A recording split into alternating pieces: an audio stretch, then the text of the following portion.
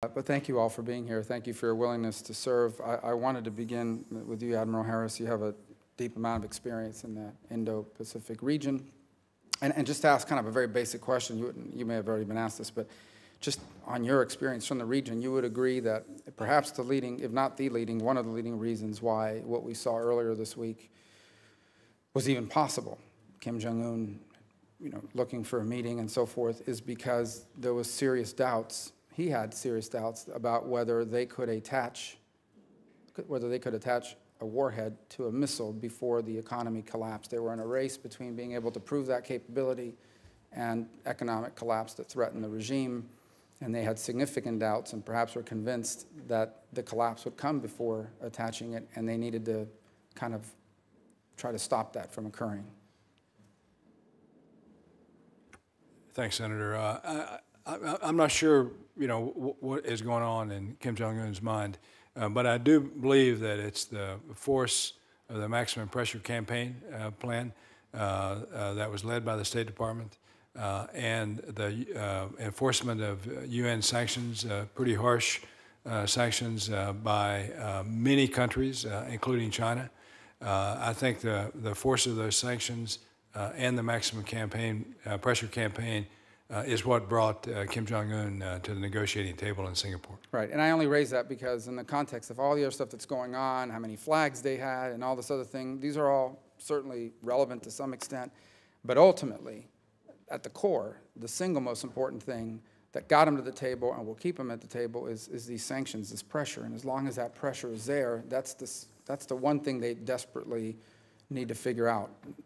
Yeah, I agree with you. I am concerned that China is starting to relax sanctions, and they want further relaxation of sanctions by all the parties. I think it's important that we maintain those sanctions until we can come to the point where we believe that Kim Jong-un is serious about the negotiations and the ultimate aim of the talks, which is to have that complete, verifiable, and irreversible denuclearization. Well, if confirmed, and I believe you will be, I think one of the fundamental tasks that you will play will be a very critical one, because one of the biggest dangers in all of this is going to be a attempt on the part of the Chinese and the North Koreans to split the United States and South Korea. As we know, there is an inflated public expectation in South Korea about what this deal could mean. And here's my concern. My concern is we reach a point in that they're able to drag this thing out into an extended and protracted talks, that at some point there are offers being made that South Korea is saying these ideas are fine by us, but they're not good for the United States, and that split between the U.S. and South Korea would undermine the international sanctions. The international community, the UN, would say, well, if South Korea is okay with this, North Korea is okay with this, and China's okay with this, then the United States is being unreasonable, and that could undermine the international sanctions. So I think that's going to be an enormous part of your responsibility, is to prevent that split from happening. In particular, I'm concerned about a push that would say something like, well, we go have a deal, but in order for us to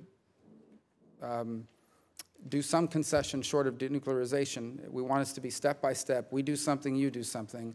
And in that sort of negotiation, step by step, two of those steps along the way towards a final deal would be, number one, we want you to have a significant reduction in troops, and the other is we want you to remove the missile defense system from South Korea. And each of those steps would be met by some reciprocal concession short of denuclearization. But it would show progress. And the South Korean government, given this expectation, could come forward and say, well, we're in agreement with that.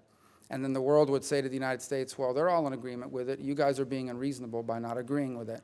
So I think there's a real danger of a protracted process here where they are able to gain very valuable concessions, some of which directly benefit. The THAAD presence in South Korea, its removal would deeply benefit China and, frankly, even Russia, but would be against our national interests. But it might be something that the South Koreans would look favorably on in a step-by-step process, and we are now cast in the role of the bad guys who are standing in the way of a deal that yet to be consummated. So I just truly believe that one of the most important functions you will play will be to ensure that that split never happens, that we do not allow, as part of this negotiation, that they create a gap between us and South Korea as part of the negotiating tactic. And I believe that part of your challenges you will face is an incredible amount of expectation within South Korea, and the amount of political capital that the president of South Korea has put on this deal being successful. And I was curious whether you shared that view as a risk, and what your views would be about ensuring that that split doesn't happen. Thanks, Senator. I do believe that it is important that we stay synchronized and aligned with our ally in South Korea, and that the decisions that we make regarding, troop levels or the terminal high altitude air defense system and any other thing that could come out of the negotiations, that those decisions that we make, that we undertake, are alliance decisions, or decisions that are made with our South Korean ally and not unilaterally. And they need to make their decisions based on the alliance as well. Just like the decision to put the THAAD into South Korea was an alliance decision, I believe that is important. And I think that is one of the roles that I'll have, as you said, if confirmed, is to stay synchronized and aligned with the leaders in South Korea.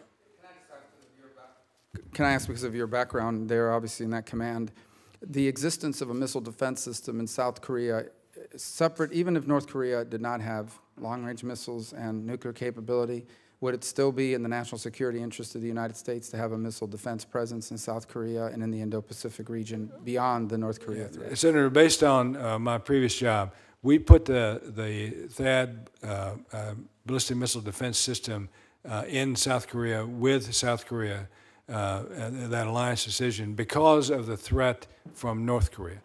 It is not there for anything from China or Russia or anywhere else. It's based solely on the ballistic missile threat from North Korea. So there would be no justification for it if there wasn't no North Korean? I don't think there'd be a justification. Is not the issue. I think there would be no need for it. I mean, it is there. It's a very tactical system designed for ballistic missiles coming from North Korea. Towards the mainland of the United States? No. The THAAD is there for ballistic missiles coming to South Korea.